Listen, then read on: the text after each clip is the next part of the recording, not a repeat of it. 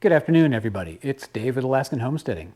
Today I have an electrical project to share with you. I have been struggling with the lighting in my garage quite a bit. It is just dim and dismal in here, and part of that was just that the previous owners of the house had taken half of the bulbs out of the overhead fixtures. They're using these 8-foot long T8 fluorescent style fixtures, and I guess maybe to save energy they had taken half of the bulbs out and figured, well, that's enough light.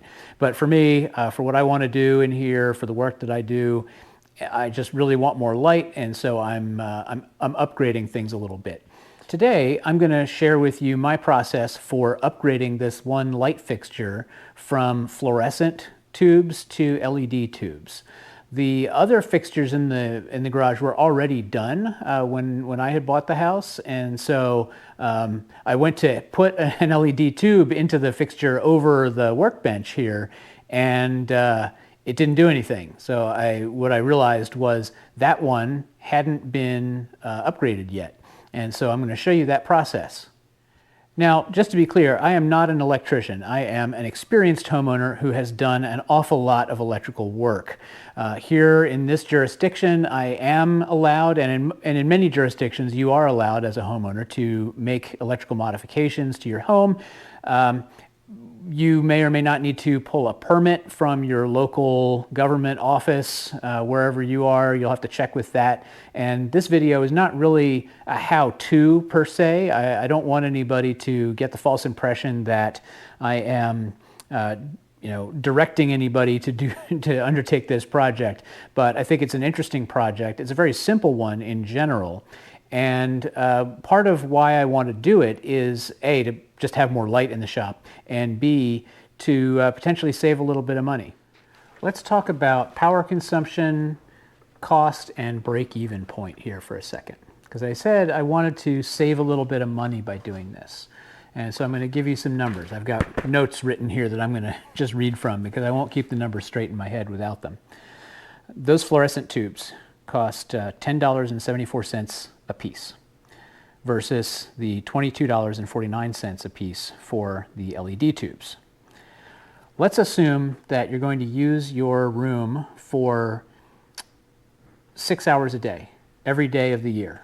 That comes out to 2,190 hours per year of lighting usage. At the 20 cents a kilowatt hour that we pay here for electricity on average, that comes to $25.84 a year for the fluorescent tube versus $18.83 a year for the LED tube. Now, the savings there doesn't sound like much. That's $7 a year that you're saving in electricity. When you break that down against the cost of the bulbs, it starts to make a little more sense. So the difference in price is $11.75. So when you divide that $11.75 by the $7 a year that you save, that gives you that 1 year and 8 month break-even period. And because the service life is about double on the LED versus the fluorescent, it's quite clear that the winner, hands down, is going to be the LED illumination. So now that we've gone through some of those facts and figures, let's just go ahead and get started with the actual project. One of the things that's always bothered me on this workbench is this mystery switch. It never did anything. I just have no idea what it's hooked up to, but I suspect that it has to do with the light fixture overhead. Now, I've already taken the liberty of removing the panels that enclose all the wiring in there so that we can see what's in there and start to figure things out. So first thing I'm going to have to do is take this cover plate off, pull the switch out, and inspect and make sure that the wiring behind it is dead before I start messing around with it.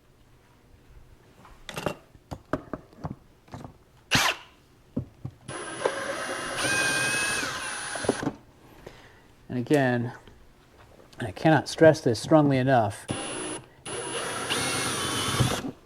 if you are not comfortable working around electricity, don't. If you are unfamiliar with the risks and dangers, just don't do it. Hire an electrician. I have learned from a number of electricians over the years. I've done a ton of wiring, and so I would say I have a lot of experience with this stuff and know how to mitigate the risks. One of the things I always use is a little circuit tester. This thing, when you bring it near a live wire, will indicate red to tell you that there is electricity in that circuit. So all these wires are live, and it's telling me that those wires are live. The tip is plastic, and you can even insert it into the blade of a receptacle, and it'll indicate that it's hot. When, if I'm going to pull a switch or a receptacle out of a box on the wall, I'll go ahead and just do a quick sweep and see if I pick up any electricity on there, and so far this is indicating that there's not any. But because the risk of mishandling 120 or 240 volt household electrical circuits is severe injury or death, again, if you don't know what you're doing, don't do it. Pulled that out. We'll check again, and yeah, this is dead. Now, you'll also, and I can almost hear it in the comments, you're not really proving anything with that Widowmaker in your hand. Those things kill electricians every year. Yeah, well, that may be true, but I'm going to say that given it's acting correctly here, that I think it's acting correctly here as well. However, to be extra safe, the best thing you can do is actually check voltage. Turn this on, switch it to an AC setting, select the correct voltage range, and check across the terminals. But there is no voltage across the hot black wire and ground, and there's no voltage present across these other terminals. On the switch, there's no voltage between the neutral and the ground. There is simply no voltage present in this box. So these wires are safe to touch. Now we're going to get into why I believe that switch is hooked to nothing.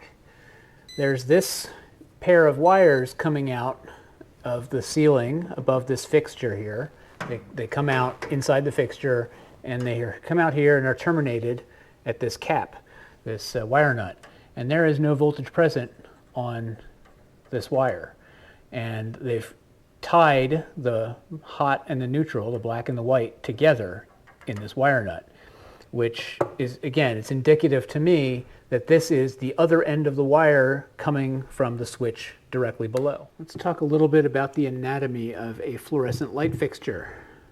In here we have supply voltage coming in on this pair of wires, the heavy 14 gauge, and that travels down here to this terminal. One side of that terminal is hot and the other side of it is not, and that makes contact when the bulb is plugged in to that terminal. That allows the current to flow through that line back to the ballast, which then steps the voltage up to a high voltage and sends it down through those red and blue wires, which then will excite the bulbs and get them illuminated. The replacement LED bulbs are wired just directly to 120 volts, eliminating the ballast entirely. And so this end will be hot and the other end will be neutral, and we'll wire in this switch so that I can turn the fixture on and off over the workbench. Why not? It's convenient to have the switch there. And we'll get this wired up and I'll show you how this works.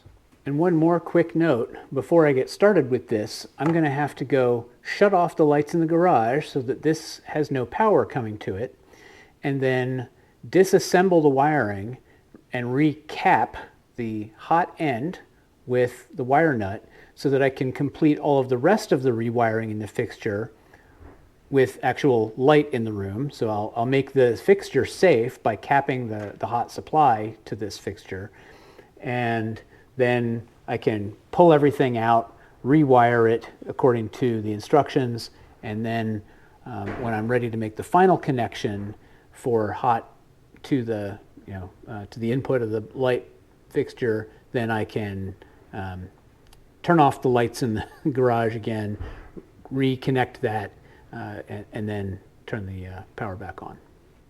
I've hit the first wrinkle in this project. I turned off the lights in here, and we still have power on this circuit. This is why you always check. You can't make assumptions about how things are wired. You have to check. So my process for figuring out what this is I'm going to leave the Widowmaker over here.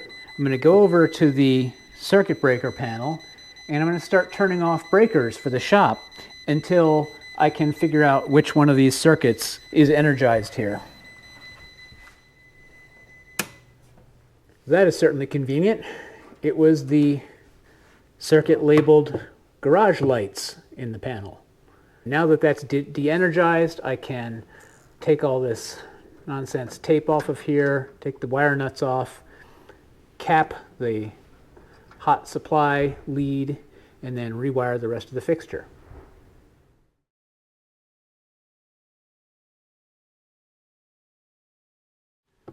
Now I have the supply for the fixture isolated here. It's disconnected from everything, and the ends are capped off with wire nuts, which makes them safe because there is no metal to come into contact with. So now I can turn the lights back on in here and finish the rest of the work in normal lighting. The first step in rewiring this is going to be to disconnect all of the wires from the ballast because we don't need it anymore.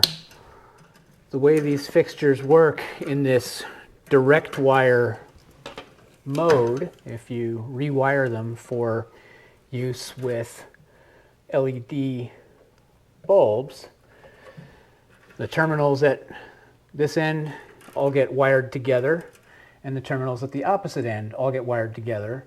One end gets hot, and the other end gets neutral, so black on one end and white on the other. And that's it. It's very, very simple.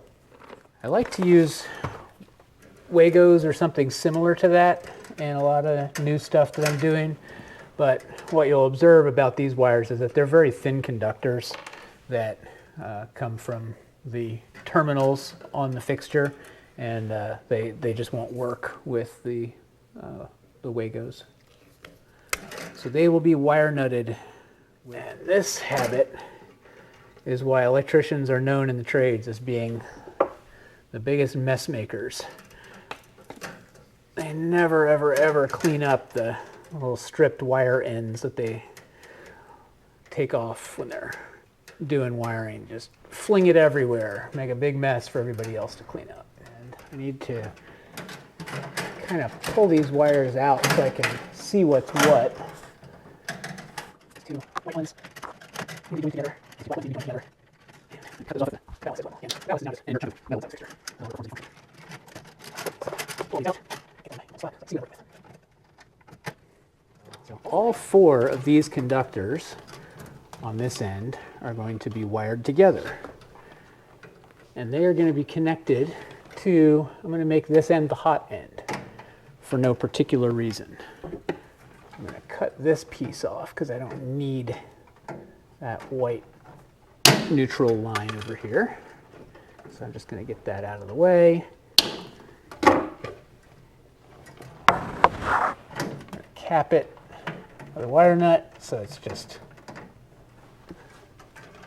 obviously visually not connected to anything for anybody else's reference should they ever come into this fixture. A lot of wiring and electrician work is doing things correctly so that the person that comes after you can have reasonable expectations about the way things are wired. It's a lot of what the code does is it makes sure that you're doing things in a predictable, repeatable, consistent way that It gives people confidence that when they're working on something, they're not going to get electrocuted.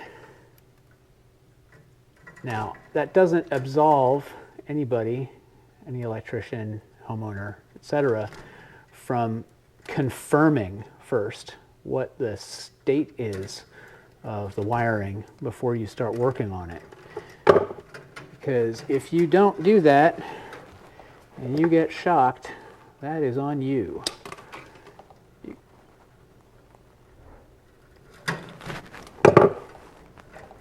Alright, so this end will be all tied together, and it will be tied together with this.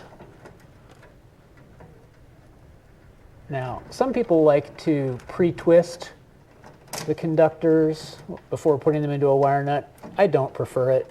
I just let the wire nut do the work. Feel free to start up a good old-fashioned flame war in the comments over that one if you want. You won't hurt my feelings. The next thing I need to do is confirm that this is in fact the wire that goes to the switch down by the workbench. So I have already checked, but I'm going to check again that this line is dead. The thing that makes me 99% certain of this is really that the hot and neutral are wired together here, or the black and white are wired together here. Normally those would be not connected to each other. And how am I going to confirm that this is what I think it is? Well, I'm going to do a continuity test. So I'm going to hook up my multimeter. I'm going to turn the switch off, and I'm going to check for continuity between these wires. And then I'm going to turn the switch on and check again for continuity. Before I check for continuity, I'm going to once again check for voltage. There is no voltage. The reason that I check for voltage first is that you can ruin the continuity testing circuit on your meter if you attach it to a circuit that is energized. I'm not getting continuity. The switch is, I think, in the off position. Let's see. That tone is continuity. No continuity. Let's confirm that the switch actually functions correctly. Okay, the switch functions correctly. It has continuity when you turn it to the on position, and none when you turn it to the off position. This is not what I expect. I am not getting continuity here, which makes me really wonder where this mystery wire goes, because now I do not have a switch here for this circuit. It makes me wonder if they damaged the wiring during the installation, and if that's why this was never set up correctly. I can't have this fixture on all the time. So if that truly is the case, and these wires are not doing what I thought they were doing, if they're just part of a loop that goes somewhere else, that is going to be very disappointing. Well, I figured it out. I was checking across the wrong pair of wires. These, I didn't look closely enough at the circuit here. And now I know that it is in fact this pair of wires that, there we go. Continuity, so there's my switch. So I've got the switch wires here, and I've got the hot and neutral for the circuit that will energize this fixture here, and that will let me get this set up correctly. What I'm going to do next here is get this set up so that the switch will turn the hot lead on and off. Because the way the switch is wired makes use of the neutral conductor, the white conductor, as a, as a path for the current, as a primary path for the current. I'm going to put some black tape around the neutral wires, the white wires in this fixture that go to the switch, to indicate that they are in fact hot. This is just sort of a convention. It may be code, but I don't know. I think it is actually. But this will help anybody else who comes after the fact see this and go, ah, okay, that's actually going to be hot, because that's running through the switch down below. And I'm going to end up doing the same thing in the box where that switch is. I like this because I can solve a little bit of a mystery and improve the ergonomics of my garage workshop all in one shot, and save money. All right, so now that is going to be a hot lead. This is the actual hot. This is the actual neutral that will be the the return path for electricity. That is going to be that neutral is going to be wired up to the opposite end of the fixture, and then this hot is going to run through. I'm going to run it through the black wire down to the switch. When it comes back out of the switch, it'll come back up on the white wire, and then that white wire will be connected to the rest of the fixture for the hot side. In fact, I'm just going to do that piece of it now. I'll hook up that hot next.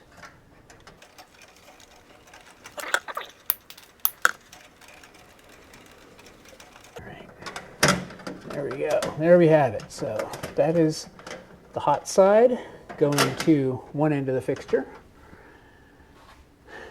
and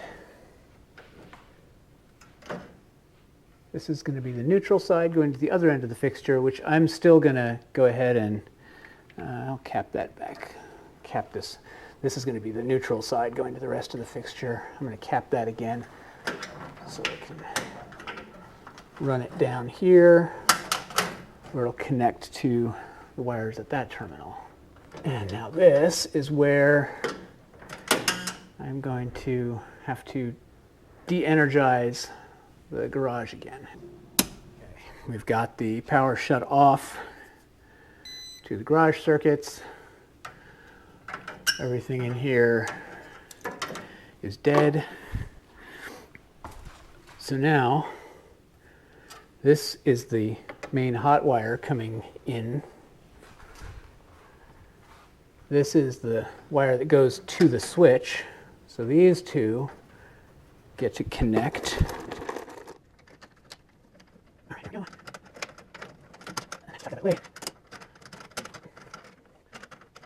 And then down at this end, these are the original conductors that connect the terminals at the end here. And so they're going to get wired to this neutral.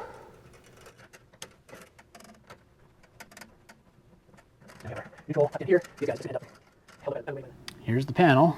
It's all dark in here except for the light on my camera. This is pretty well labeled. All the stuff on here is accurate, which makes me really, really happy. And there was light. Now this switch here is should have some electricity behind it. Yep, but not on the other side because the switch is turned off. So that switch now controls the fixture overhead. And now we have electricity on both sides of the switch. The switch is on. But still, no light. Let's hook that up next. The bulbs that I selected for this, I'm pretty happy with. I bought 6 of them today because I had that many open spots in the fixtures in here. And yeah, these are nice because you can select the color temperature. It's always a little bit annoying to me when light fixtures have bulbs with conflicting or even just different color temperatures in them. You know, whether the light is warmer or cooler. I just prefer them to be the same. So in this case, they're selectable via a switch on the end of the bulb. You can pick between 4,000, 5,000, and 6,500. It's very simple. Well, let's go ahead and install one of these bulbs. And they're really simple. They go in one end of the fixture first because it has a spring-loaded terminal, and then they pop in to the other end of the terminal. Super easy. And so I'm doing this now so that I can test everything before putting the cover panel back on the fixture. Now those are installed, and let's see what happens when I turn the switch on. And then there was a lot of light. Ladies and gentlemen, this is fantastic. All right, well now let's just turn this fixture off. We can put the cover panels back on, reassemble everything, and clean up, and we'll be done. Cover panel's super simple. You just tuck it to some holes, and it'll slide slots of tabs come in. And now there's this little metal guide that turns to lock in place. Yeah, this little tab here just turns to lock in place. There we go. Now we have our cover panels back in place. This is that spring-loaded end I was talking about. That piece just pushes in. All right, and we're going to just go ahead and install these bulbs back into the fixture.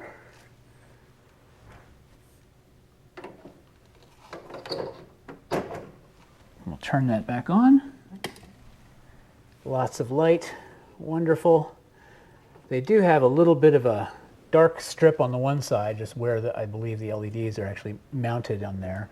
So make sure that that's not pointed down where your workspace is. Make sure those are aligned upwards, away from your workspace, so that you're getting all of your light. The other nice thing about LED versus fluorescent, there's no hum.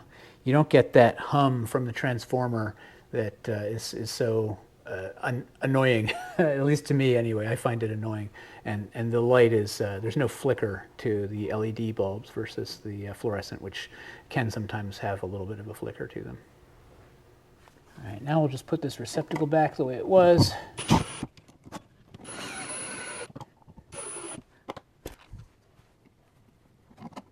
I think one day I'm feeling generous. I can switch out this switch plate for something more industrial. Let's see now.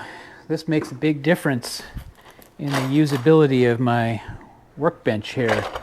Take a look at this. Actually, to really emphasize this, I should turn off the light on the camera. So that's just with the workbench light. Alexa, turn on the lights. And then there's the rest of the lights in the garage. All right, well, thanks so much for joining me for this project. I'm really enjoying the extra light that I have here now. This is a lot brighter, a lot more pleasant of a working space. It'll make it a lot more likely that I'll spend time out here working on some projects. At any rate, thanks so much for watching. If you're enjoying this content, let me know by hitting that thumbs up. That also helps YouTube know what the right content is that I should be working on. I get all the analytics. It helps me understand what people want to see, what people don't want to see. If you want to see more of this content, more of the projects that I'm working on, go ahead and hit subscribe, and we'll see you in the next video.